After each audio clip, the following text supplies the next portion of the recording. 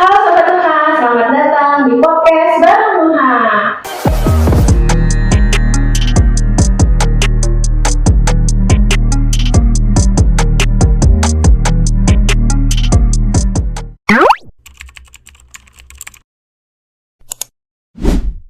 Perkenalkan, nama saya Puput. Pada episode kali ini kita akan membahas terkait dengan integrasi di dalam tanda tangan elektronik. Pada episode yang lalu kita sudah membahas terkait dengan integrasi dengan pihak ketiga, baik itu dengan BPJS maupun dengan pihak-pihak lain yang membantu dalam proses operasional rumah sakit dalam menggunakan SIM RS dan juga IMR.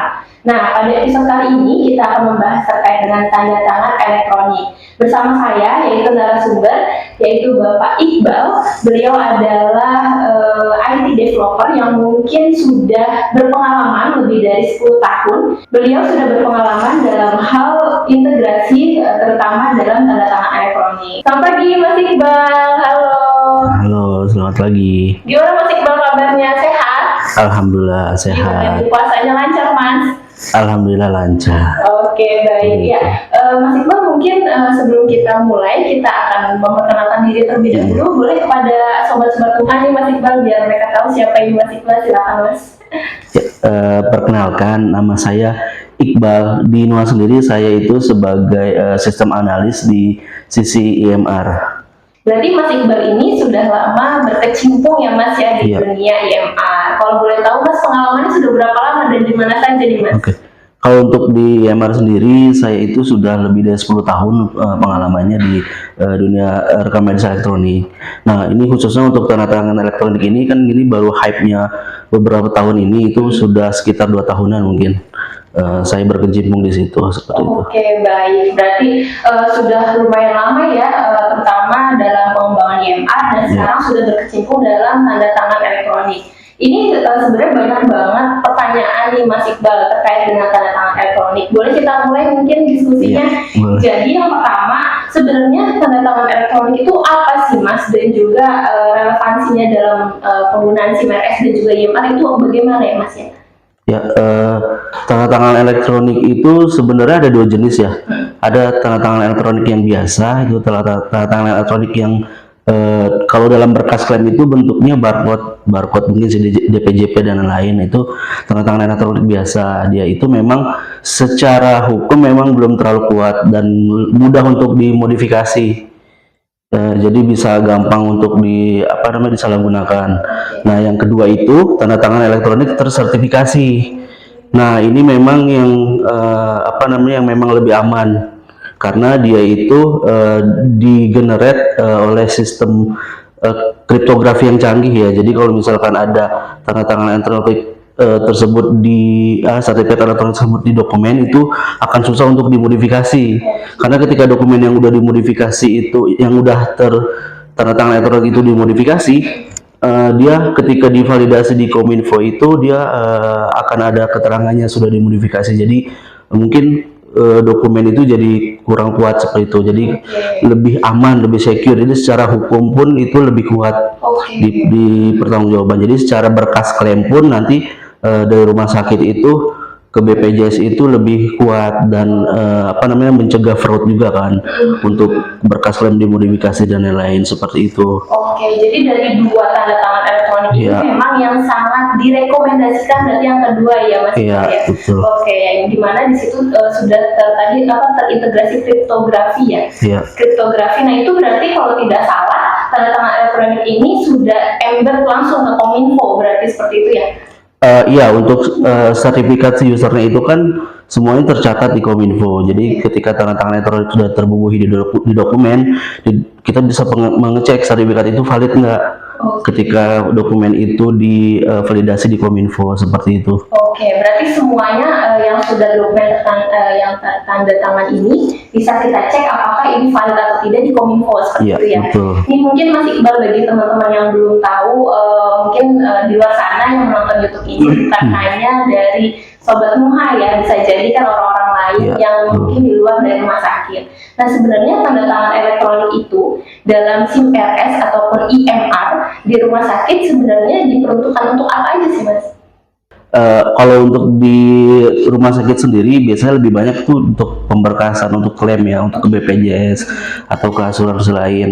Juga untuk berkas-berkas resum pasien gitu, hasil radiologi, hasil lab, semuanya kan agar sah dan kuat di mata hukum kan bisa ditandatangani elektronik oleh si dokternya. Jadi misalkan si pasien mau meminta resum saat dia berobat ke rumah sakit, nah itu bisa nanti saat keluar, itu kan sekarang kan mau apa namanya sudah digitalisasi semuanya rata-rata. Nah itu bisa ketika keluar mungkin di email ke pasien atau di WA ke pasien, itu bentuknya sudah dokumen digital yang sudah tertandatangani elektronik yang tersertifikasi. Seperti itu sih, lebih ke berkas klaim, berkas-berkas resum seperti itu kalau untuk di rumah sakit. Seperti itu sih. Oke, berarti sebenarnya buat teman-teman yang di luar sana, tanda tangan elektronik ini digunakan untuk resum medis ya. Iya. Jadi dari resum pasien, kemudian dari pasien itu pengobatan, baik itu penunjang seperti radiologi, laboratorium, dan juga mungkin pemeriksaan dari dokter itu sendiri seperti itu. Nah ini sangat dibutuhkan tanda tangan elektronik itu sendiri ya. Oke, kemudian pertanyaan selanjutnya, sebenarnya ada nggak sih keuntungan utama dalam penggunaan tanda tangan elektronik ini, terutama di dunia kesehatan dibandingkan dengan tanda tangan yang konvensional atau biasanya tanda tangan basah nih Mas Iqbal? Seperti yang tadi saya sebutkan, jadi kan tanda tangan elektronik ini akan lebih susah untuk dipalsukan gitu. Jadi dokumen-dokumen yang sudah ditandatangani elektronik itu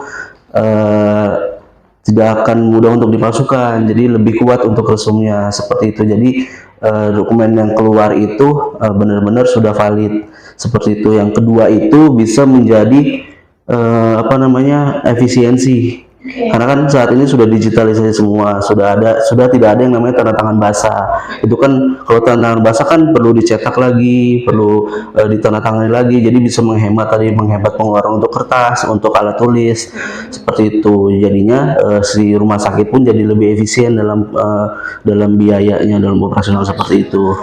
Iya. Berarti ada dua keuntungan sebenarnya. Yang pertama untuk mensahkan dokumen yang dikeluarkan oleh rumah sakit, dan yang kedua karena digitalisasi ya saat ini, jadi semua dokumen itu semuanya tidak ada yang dicetak, sehingga bisa efisiensi secara operasional di rumah sakit. Jadi keuntungannya itu seperti itu ya Mas Iqbal ya. Oke, baik. Nah kemudian sebenarnya di Indonesia ini regulasinya itu seperti apa sih Mas terkait dengan TTE? Kan sekarang kan baru booming-boomingnya tuh sekarang ya, dari dulu itu kan kayaknya masih belum terlalu terkenal seperti saat ini. Nah sebenarnya regulasi yang ada saat ini di Indonesia itu terkait dengan TTE itu bagaimana ya Mas? Untuk secara regulasi sih di Indonesia itu sudah ada undang-undangnya ya, Undang-Undang Nomor 11 Tahun 2008 tentang transaksi informasi dan elektronik ya. Nah itu, dan tapi kalau secara rekam medis kesehatan itu ada di Permenkes nomor 24 tahun 2022. Nah di situ itu menjelaskan tentang cara penggunaan TTE dan penggunaan TTE dalam pemberkasan klaim rumah sakit seperti itu. Di situ dijelaskan seperti itu. Oh, semuanya sebenarnya sudah dijelaskan dari tahun 2008, akan tetapi diperjelas kembali ya di Permenkes tahun 2022 seperti itu ya Mas. Oke. Nah tadi kita udah ngomongin nih bagaimana keuntungan dari TTE itu sendiri, kemudian TTE itu sebenarnya berguna di SIMRS dan IMR rumah sakit itu seperti apa. Nah sekarang kan Mas Iqbal sudah 2 tahun ya menjalani atau mengembangkan TTE ini sendiri. Sebenarnya proses integrasi rumah sakit itu ingin menggunakan TTE itu bagaimana ya Mas ya? Kalau proses integrasi sendiri di rumah sendiri, kita sudah mengikuti proses integrasi yang sesuai dengan yang dari Kominfo ataupun dengan dari BPJS punya ya. Jadi kita sudah sesuai dengan regulasi dari sana. Pun PSRE yang kami pilih itu PSRE yang memang sudah terdaftar di Kominfo seperti itu. Jadi proses integrasinya itu mulai dari pendaftaran user sampai pembubuhan. Nah, pendaftarannya kan mulai dari liveness check, verifikasi wajah, sampai pengecekan KTP, itu kan semua dicek semua ke Dukcapil. Kalau memang semuanya harus valid, kalau memang semuanya sudah valid, nah itu sertifikat ke usernya baru akan terbit seperti itu. Nah lalu untuk pembubuhan pun kita bisa via OTP yang langsung ke user, via WhatsApp ataupun ke email. Jadi memang ke pribadi si user, jadi nggak ada tuh namanya OTP yang masuk ke user lain, seperti memang ke pribadi si usernya. Ya itu kan lebih secure seperti itu. Jadi proses registrasi yang memang sudah sesuai aturan dan pembubuhan pun sudah sesuai aturan langsung ke si usernya. Gitu. Jadi memang benar-benar lebih aman seperti itu proses integrasinya. Seperti itu sih. Jadi proses integrasinya itu pertama dari pendaftaran ya, berarti registrasi si usernya tersebut, kemudian itu kan ada liveness tadi ya, berarti dari scan wajah, kemudian dicek juga mungkin NIK-nya ya. Jadi sesuai atau tidaknya berdasarkan data yang ada di Dukcapil. Nah, jadi diharapkan memang user yang akan menggunakan tanda tangan elektronik ini sudah sesuai data-datanya, baik data diri yang ada di KTP dan juga data yang ada di Dukcapil seperti itu Mas Iqbal ya. Kemudian setelah itu baru nanti akan didaftarkan. Berarti satu orang itu hanya bisa satu sertifikat aja. Berarti misalnya nih ada dokter dia kerja di beberapa RS kan banyak ya, dia ada beberapa SIP itu di sana di rumah sakit. Nah itu gimana itu Mas berarti? Sertifikat itu terbitnya melekat di NIK user sama di PSRE-nya ya. Jadi kalau memang si user itu misalkan di PSRA dia sudah terdaftar, terus di rumah sakit lain pun pakai PSRE yang sama. Nah itu sebenarnya kan sertifikatnya udah ada, jadi hanya tinggal menautkan saja ke si channel rumah sakit A tersebut. Seperti itu. Jadi sertifikatnya tetap sama yang melekat di PSR sama user, jadi itu melekat di sana. Seperti itu. Nah berarti Mas misalnya nih ada rumah sakit A sama rumah sakit B, ini dokter bekerja di rumah sakit A dan B. Nah tapi PSRE-nya berbeda antara RSA sama RSB, berarti itu dia punya dua sertifikat. Sertifikatnya di PSRE sama di NIK-nya jadi melekat. Jadi beda sertifikat nanti per PSRE-nya. Tapi tetap PSRE-nya itu kan yang menerbitkan Kominfo. Tetap seperti itu dengan pengecekan ke Dukcapil tadi. Ya, dari tadi kan kita ngomongin terkait dengan PSRE nih Mas ya. Kan sebenarnya teman-teman takutnya ada yang nggak tahu nih PSRE itu apa. Boleh diceritain nggak Mas PSRE itu apa Mas? Jadi PSRE itu badan yang memang untuk menerbitkan sertifikat elektronik, tapi tetap semuanya terdaftar oleh Kominfo seperti itu. Berarti sebenarnya di Indonesia ini Mas tahu nggak PSRE itu ada berapa? Ada 10 sih kalau kurang lebih. Kurang lebih ada 10 ya. Kalau yang di Nuha sendiri sudah bekerja sama dengan berapa PSRE nih Mas? Kita sih sudah 4 PSRE ya. Sudah 4 PSRE. Berarti sudah banyak ya sebenarnya ya yang bekerja sama dengan Nuha ya. Kita sudah kerjasama dengan Tilaka, dengan Peruri, lalu untuk pemerintah kita sudah dengan BSRE sudah kerjasama, lalu yang terakhir itu kita sudah kerjasama juga dengan Privi ID. Seperti itu. Jadi sebenarnya untuk sobat-sobat Nuha tidak usah khawatir, jadi banyak sekali sebenarnya PSRE yang disediakan oleh tim Nuha. Nanti tim Nuha ini akan memberikan mungkin pilihan ya. Nah itu tergantung dari rumah sakit itu sendiri ingin menggunakan PSRE apa gitu ya Mas ya. Nah tadi kan kita sudah membicarakan terkait dengan proses integrasi yang masih ada registrasi sampai dengan pembubuhan. Nah tadi sempat disinggung nih sebenarnya keamanan dan validitas dokumen elektronik yang ditandatangani itu apakah sudah dijamin oleh Nuha? Iya, jadi memang yang tadi saya katakan bahwa sertifikat elektronik itu memang lebih secure ya, tapi kan tetap walaupun secure-nya seaman-amannya tetap namanya manusia bisa diakali seperti itu ya. Tapi di Nuha sendiri sudah ada beberapa pencegahan seperti yang ketika pembubuhan memang ketika registrasi kan memang user mengirimkan nomor teleponnya ya. Nah jadi ketika pembubuhan pun kayak OTP yang masuk itu langsung ke WhatsApp-nya si user seperti itu. Emang nomor telepon yang terdaftar yang memang aktif dan email yang memang aktif punya si user seperti itu. Memang langsung ke usernya OTP-nya, jadi nggak ada namanya langsung ke pegawai rumah sakitnya dan lain-lain, kan ada yang seperti itu. Jadi kita coba untuk dari mulai registrasi sampai pembubuhan itu kita coba untuk lebih secure lah seperti itu. Berarti memang sudah dijaga secara maksimal ya Iya. oleh tim NUHA dengan beberapa pencegahan. Yang pertama itu ada mungkin dari OTP, di mana OTP-nya itu mungkin langsung ya Mas Iqbal ya dikirimkan ke usernya berarti ya. Dan kemudian tadi saya dengar juga ada melalui email ya. Iya. Berarti email bisa, nomor telepon bisa, dan itu kan berarti langsung notification ya, Iya, atau memberikan notifikasi kepada si usernya, sehingga kemungkinan besar penggunaan TTE-nya itu memang harus sesuai ya dengan peruntukannya. Ya, jadi memang si user sendiri yang memang membubuhkan dengan secara secara sadar seperti itu. Pun ketika pembubuhan di email pun kita berikan dokumen apa yang dia bubuhi seperti itu. Oke. Nah, berarti kan sebenarnya selama 2 tahun ini Mas Iqbal sudah berkecimpung dalam TTE ya. Nah, sebenarnya tantangan apa sih Mas dalam dari awal mengembangkan TTE sampai dengan sekarang ini udah mungkin di rumah sakit itu banyak yang mengimplementasikan TTE. Nah, itu tantangan apa sih Mas yang sering dihadapi dalam integrasi TTE di rumah sakit? Ya, mungkin tantangannya pertama itu mungkin habit ya, kebiasaannya. Mungkin namanya digitalisasi ya, yang biasanya tadi terutama dokter-dokter yang biasa tanda tangan basah, dia saat ini dengan digitalisasi tanda tangan elektronik itu harus dengan digital, dengan OTP dan lain-lain seperti itu kan. Nah, itu mungkin mengubah kebiasaan itu yang agak susah. Pun untuk dokter-dokter yang sudah tua mungkin yang kita agak sulit seperti itu. Jadi dokter yang agak tua kan memang untuk megang teknologi agak susah ya, tapi itu kita cegah itu mungkin dengan memberi pemahaman, pelatihan kepada nakes dan dokter-dokter tentang cara pemakaiannya seperti apa, seperti itu.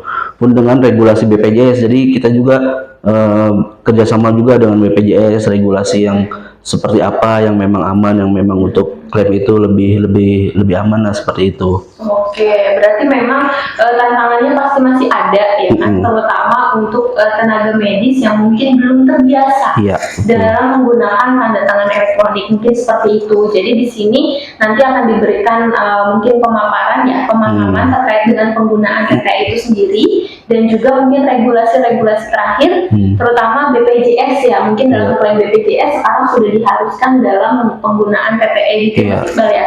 Oke, berarti kan kita cerita terkait dengan pengembangan TTE, kemudian integrasinya, tantangannya. Nah, sebenarnya dari NUHA sudah mengembangkan TTE 2 tahun yang lalu sampai dengan sekarang, ke depannya apa yang akan dilakukan NUHA untuk mengadopsi penuh nih TTE di seluruh rumah sakit yang bekerja sama dengan NUHA?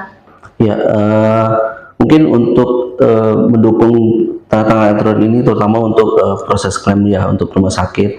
Ya, pertama mungkin kita akan lebih masif lagi untuk memberikan pelatihan juga kepada tenaga kesehatan di rumah sakit tentang adopsi tanda tangan elektronik itu seperti apa. Jadi rumah sakit itu, terutama dokter-dokternya itu sudah terbiasa dengan tanda tangan elektronik seperti itu. Jadi nanti akan membantu rumah sakit pula untuk pemberkasan klaim yang memang sekarang sudah diwajibkan dengan tanda tangan elektronik seperti itu.